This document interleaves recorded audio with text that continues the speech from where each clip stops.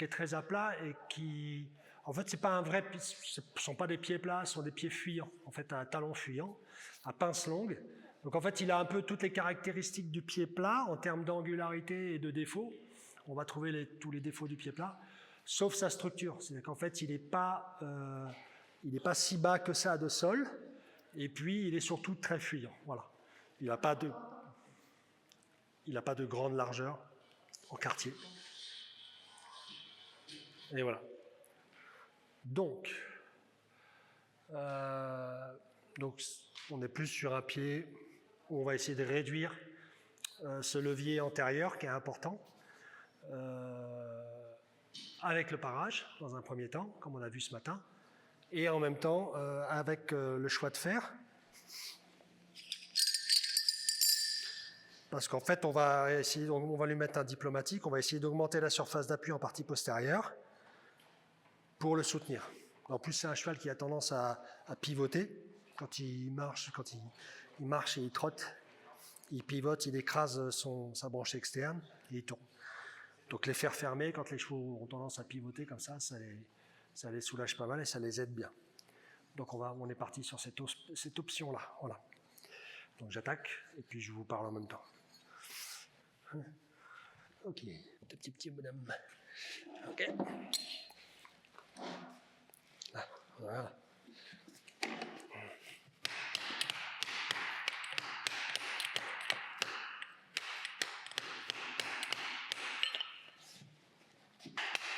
Ok, tac. On va essayer de le faire sans trépied. Si on y arrive.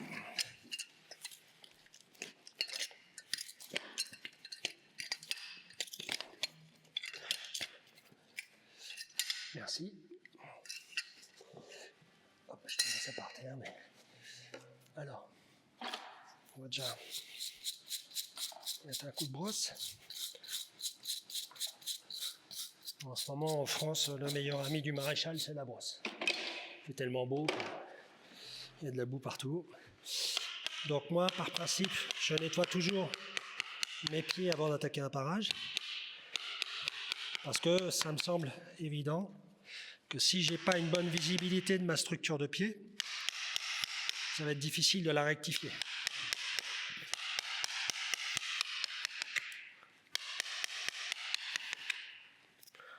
Donc je nettoie bien mes jonctions.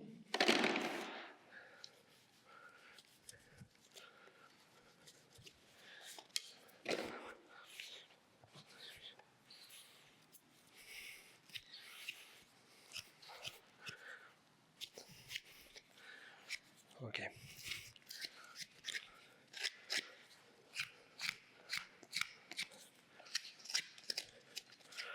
Voilà, je vais voir un peu. Je nettoie mes pointes de fourchette, voilà, toc. Hop. Comme ça me donne un peu la profondeur de mon pied. Puis ici, pareil en lacune, je nettoie le fond. J'essaie de ne pas déforcer mon pied. Hein. Bon, là, il y a de la sole quand même.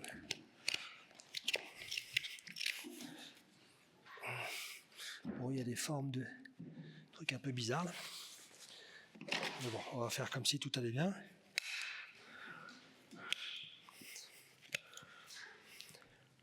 Donc une fois que j'ai nettoyé mon bord externe de sol, j'ai fait la profondeur de mon pied. Je viens parer. Alors sur l'autre pied, je l'ai mis à la rosée. Celui-ci, je vais peut-être pas le faire. Et de plus, je pense que celui-ci est moins long que l'autre.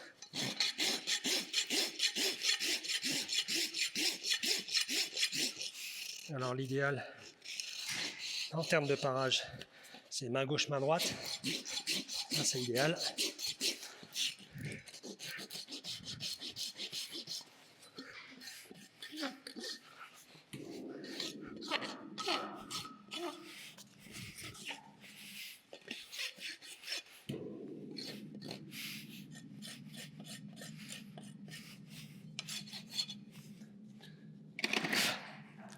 Donc le pied est un peu plus petit de ce côté-là.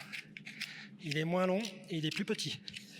Donc ça, c'est intéressant parce que ça veut dire que mon taille 2, là, il va être grand. De l'autre côté, il était déjà un peu grand. Et là, il va être très grand. Donc peut-être que si ça me plaît pas, je peux peut-être mettre un taille 1. vais regarder.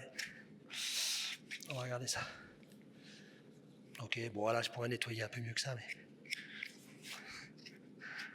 l'idée c'est de ne pas déforcer non plus le pied de trop.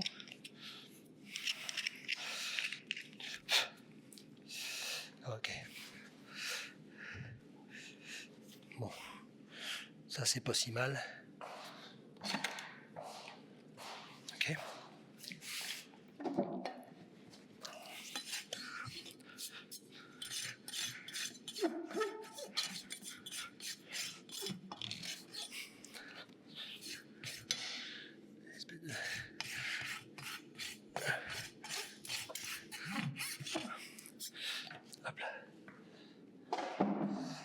Donc c'est bien chronique chez lui quand même, il y a un appui postérieur droit qui est à mon avis plus fort qu'à gauche.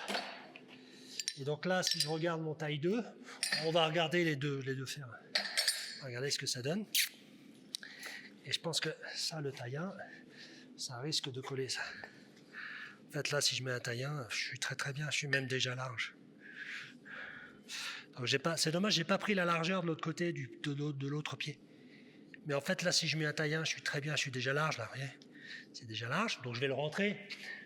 Et en fait, si je prends un taille 2 comme de l'autre côté, là, c'est quasiment inapplicable.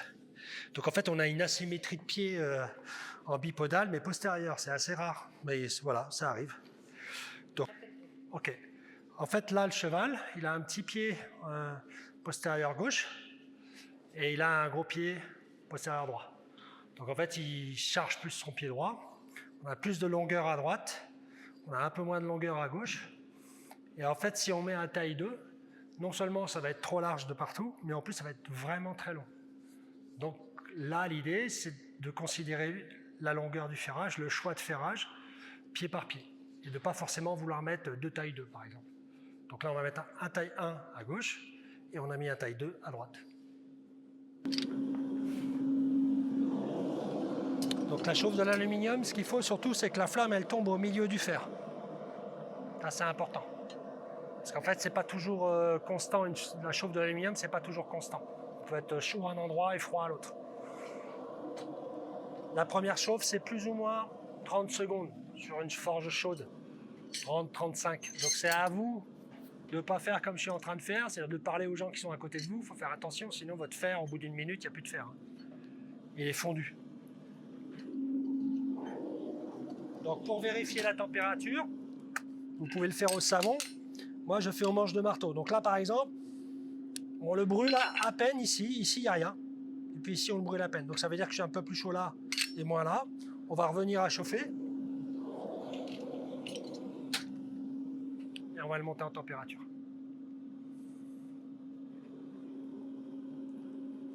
Bon, c'est vraiment super simple. C'est juste qu'il faut respecter ça, c'est tout.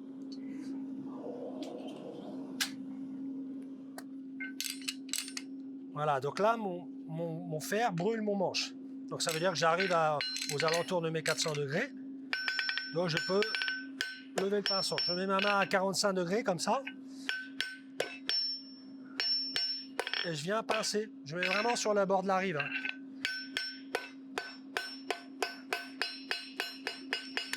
D'accord? Ouais, c'est vraiment le bord. Je ne cherche pas à prendre trop de matière, j'ai juste à basculer la matière.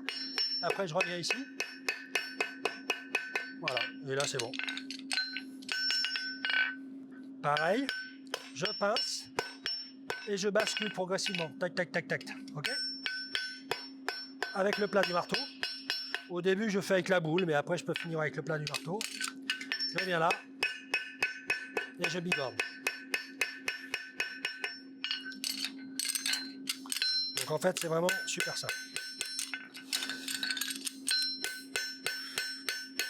Donc on a vu tout à l'heure, j'avais quand même un peu de largeur. Donc je vais revoir, mais je pense que je devrais être un peu plus pointu, plus effacé sur ma partie haute et plus effacé sur ma partie basse. Donc je vais le remonter en température. Alors ce que je peux faire pour être sûr, je peux jeter un coup d'œil déjà, voir un peu ce que ça donne. Je cherche à être copain avec mon cheval, qu'il soit gentil avec moi. Ça marche pas toujours, mais... Donc là, je regarde, effectivement, j'ai une pince qui est très pointue, très effacée ici. Et moi, je suis un peu plus rond. Donc en fait, je vais regarder un peu ce que ça donne. Et vous voyez, en termes de montée, c'est beaucoup trop reculé. Donc on va faire la même chose, on va juste effacer un peu la pince. Et puis effacer ce que je vous ai dit, la largeur qui est vraiment trop ronde ici, là, sur le quartier et la fin de quartier.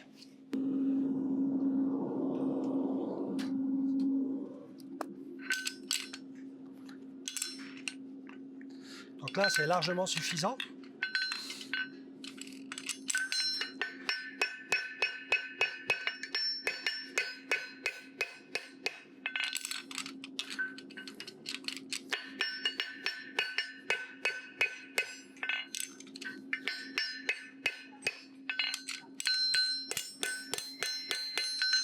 Alors, je vais effacer les parties hautes. Et puis je fais la même chose là-dessus.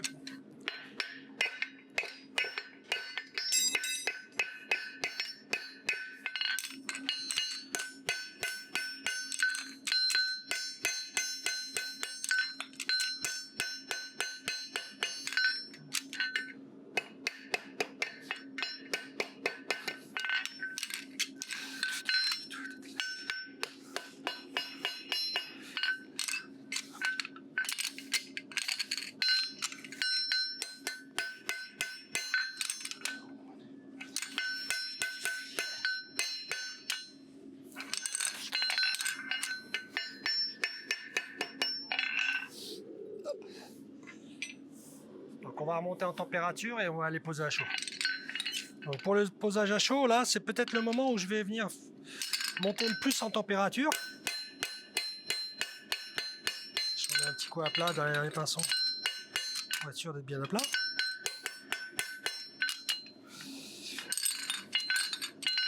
Regarde le plan de ma pince, c'est correct.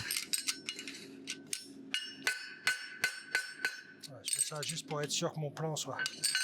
Ok. Donc là, je vais monter en température. C'est là où je vais essayer de le monter un peu plus.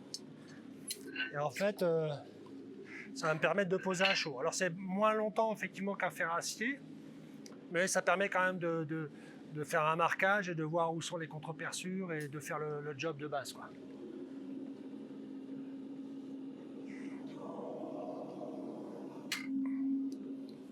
Alors quand il commence à brunir comme ça, là, vous voyez comme il fait les couleurs bronze, là c'est qu'il faut arrêter. Là il est temps de vous arrêter parce que sinon après ça brûle. Allez, on va dire, ok, super. Voilà, c'est bien. Ok. Tac. Bon, c'est un peu large encore. Ouais, avec ces fers-là, c'est souvent large. De toute façon, il vaut mieux en enlever que chercher à en remettre.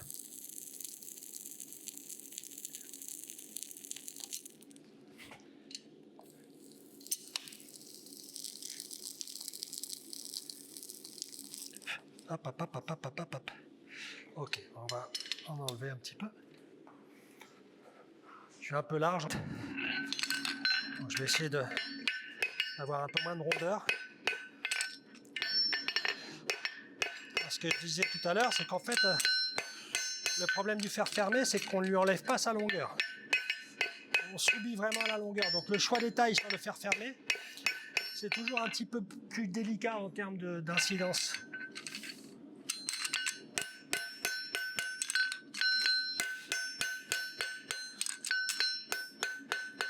C'est pour ça que chez nous,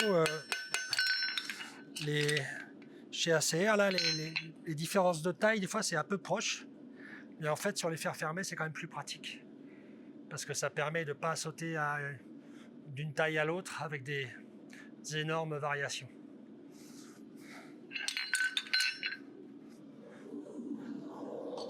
Donc on remonte en température pour poser à chaud.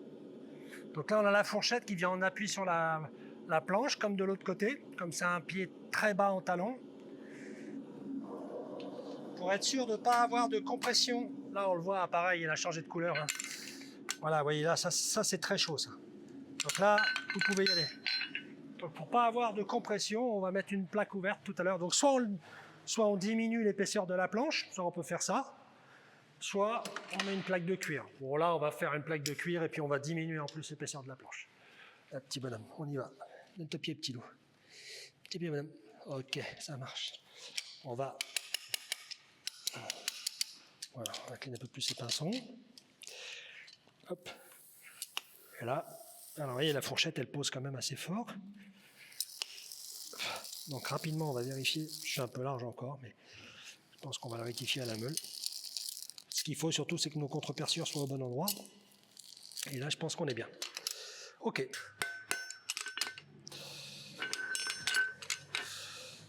OK. Tac.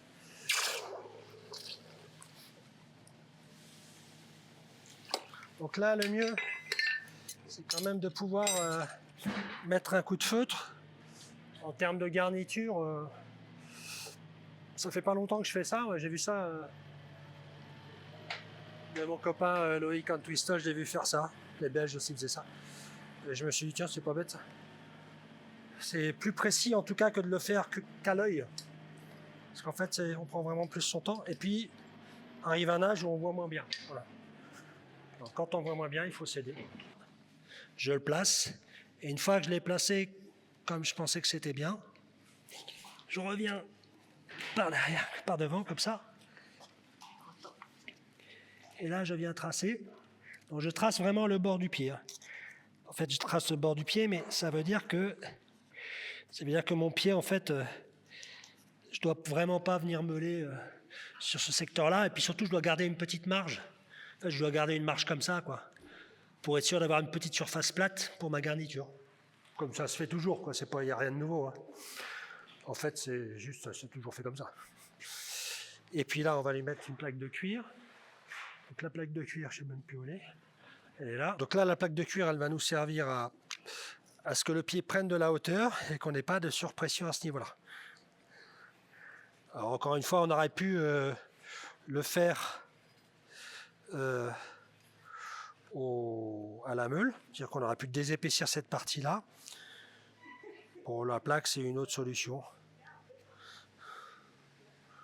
Les deux se font.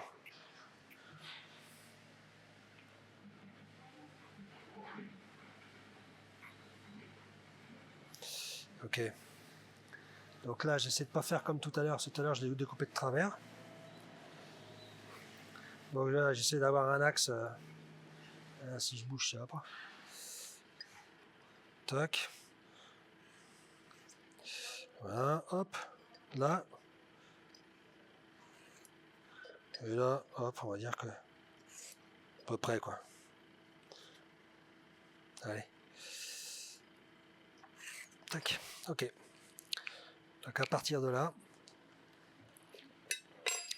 je vais pouvoir... éventuellement, je peux la mouiller, la plaque, si je veux. Enfin, je vais la mettre dans l'eau. Je vais la mettre dans l'eau parce que elle est plus souple et après, elle est plus facile à couper. Ça va plus vite. Donc là, je viens meuler et je garde mon 2 mm là. Voilà.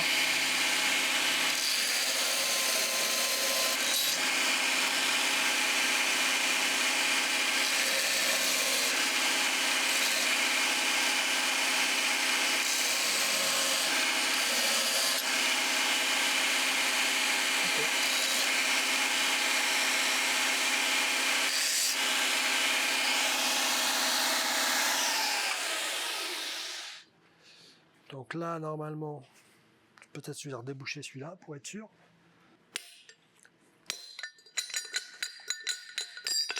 Ça, c'est bon.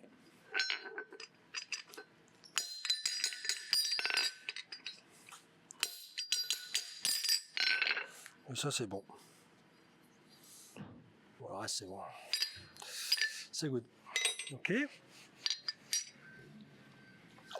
Là, je prends ma plaque. Donc là, déjà, tout de suite, elle s'est assouplie. Bah, l'intérêt après, c'est qu'elle se coupe beaucoup plus facilement.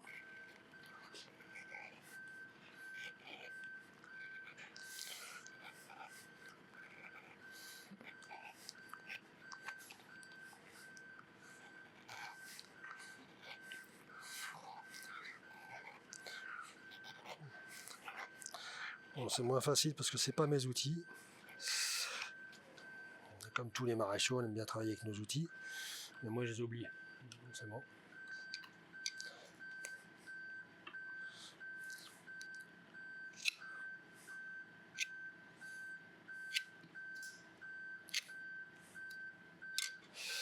Ok.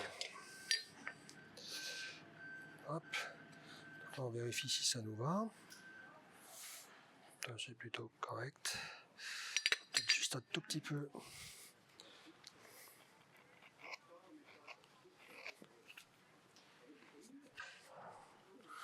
Juste histoire de la décaler un tout petit peu. Hop, voilà. Ça c'est pas mal. On va mener et puis on va la découper après. Donc là la longueur on est bon, c'est bon. De bien garder de garder une plage qui soit un tout petit peu plus large que le fer. Parce que si on est moins large que le fer, en fait, on aurait tendance à, comme si on ferait sous le pied, quoi. Donc ça, c'est pas l'idéal.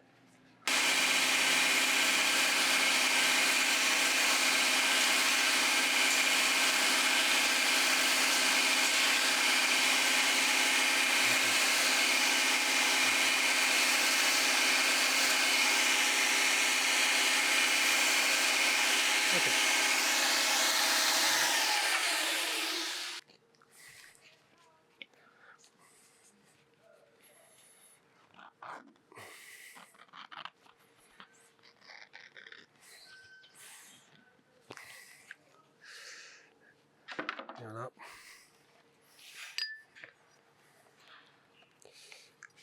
Donc là, je vais la découper un tout petit peu.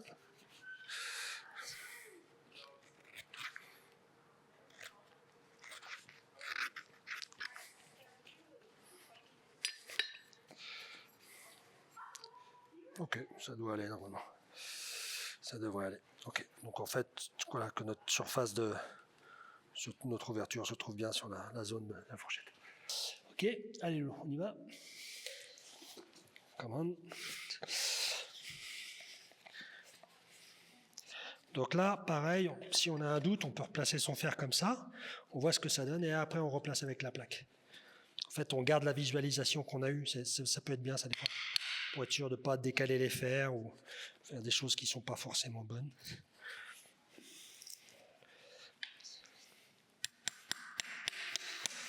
Ça, c'est dans l'ancien trou.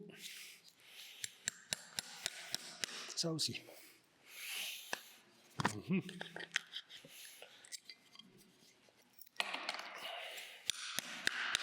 va déjà mettre un clou pour fixer.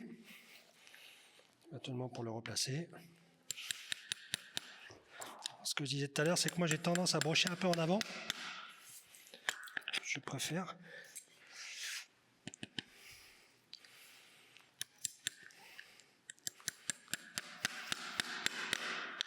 Donc ça, c'est plus haut, mais ça sort pas.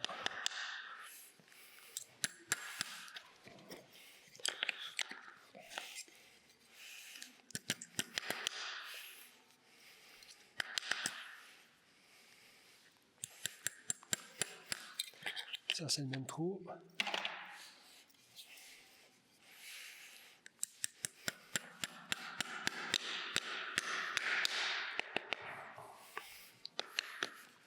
Là, voilà.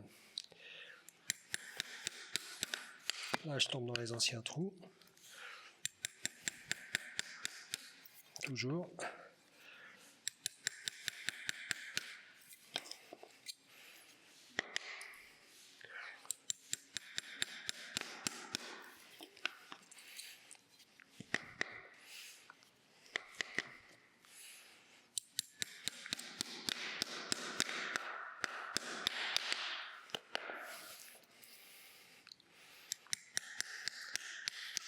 Ancien trou.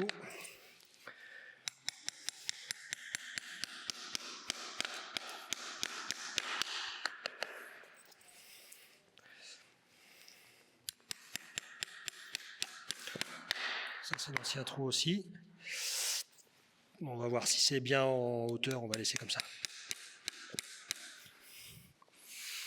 Ça, c'est un peu bas.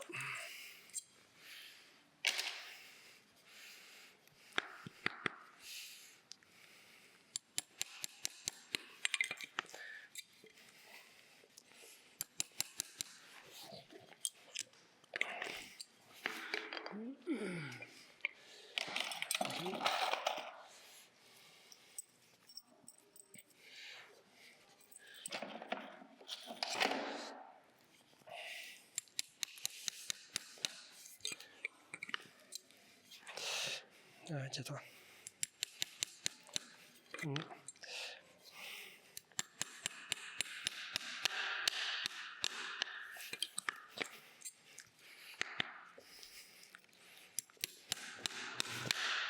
Arrête.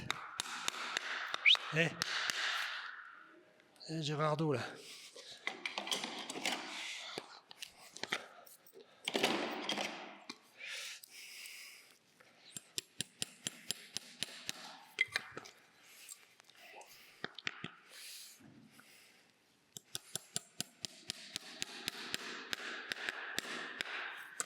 C'est bon. Alors je galère un peu parce que je tombe dans les anciens trous.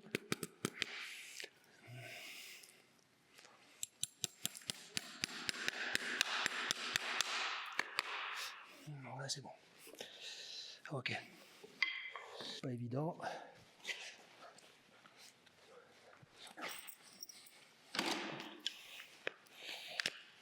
Non, non, non, non, non, non.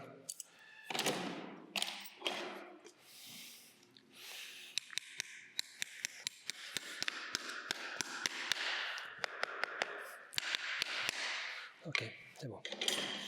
Ok, mec. Hop.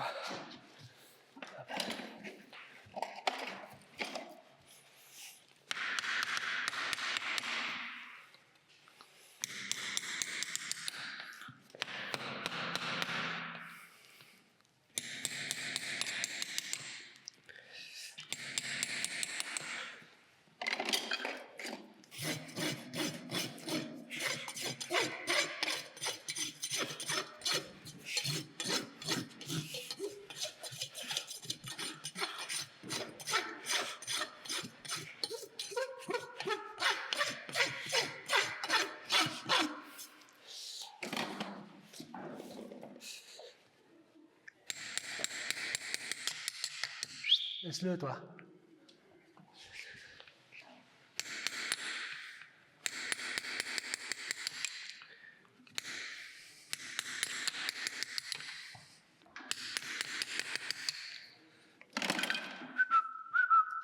C'est toi.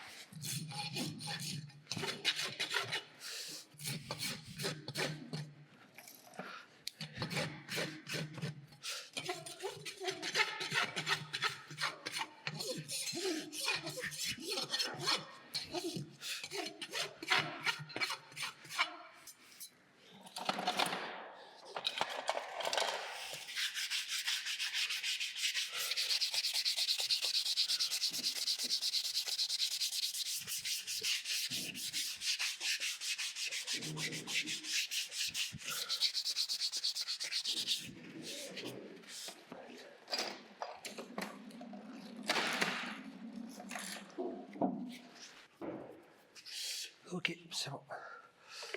Voilà. Donc en fait, à la suite, par rapport à ce qu'on a vu hier, on va pouvoir refaire une photo du pied. Et comme ça, on les comparera. On va faire une image de cet angle-là. Bon, c'est pour un exemple. En fait, on va le reprendre en photo ici. On va se mettre là comme ça, par exemple. Puis on va le reprendre en photo ici, toc. Puis on va l'enregistrer tout de suite. Hop. En fait, là, elle arrive là. Et elle est déjà nommée. Et en fait, quand je vais la voir dans la bibliothèque de pied, ben je sais qu'elle est là. Profil pied à préférage. Et je vais pouvoir comparer mes images de pied que j'avais hier et que j'ai aujourd'hui. Donc ça, c'est ce que j'avais hier, ça, c'est ce que j'ai aujourd'hui. Ok ? Donc on peut faire la même chose avec des vidéos, mais au pire aussi, on peut aussi, au fur et à mesure, par exemple, sur ce cheval-là, on sait que son axe, c'est un cheval qui est, voilà, comme on disait ce matin, qui a les pieds fuyants, peut-être plus fuyant à droite qu'à gauche. Donc Là, je suis postérieur, normalement droit. Et ça, c'est gauche. Moi, je suis en train de toucher au truc là, mais... Tac, tac. OK, par exemple. Et ça va me permettre d'envoyer ça éventuellement après un rapport en disant, bah, il y a ça qui ne va pas, on a ferré comme ça. Donc là, par exemple, on peut très bien aussi expliquer qu'on a ferré, toc, les postérieurs. Si on fait le statique, par exemple, ça va être un élément important. Qualité de pied, toc, et on va pouvoir expliquer ça en disant, voilà, ce postérieur droit, il est hyper développé, donc hypertrophié, toc, et puis l'autre, il est normal. OK. Et donc ça, après, je vais le retrouver sur mon compte rendu, et je vais pouvoir expliquer ça à mon client, que ces antérieurs sont normaux, mais que c'est le postérieur droit qui prend toute la charge et qui s'évase. OK. Par exemple.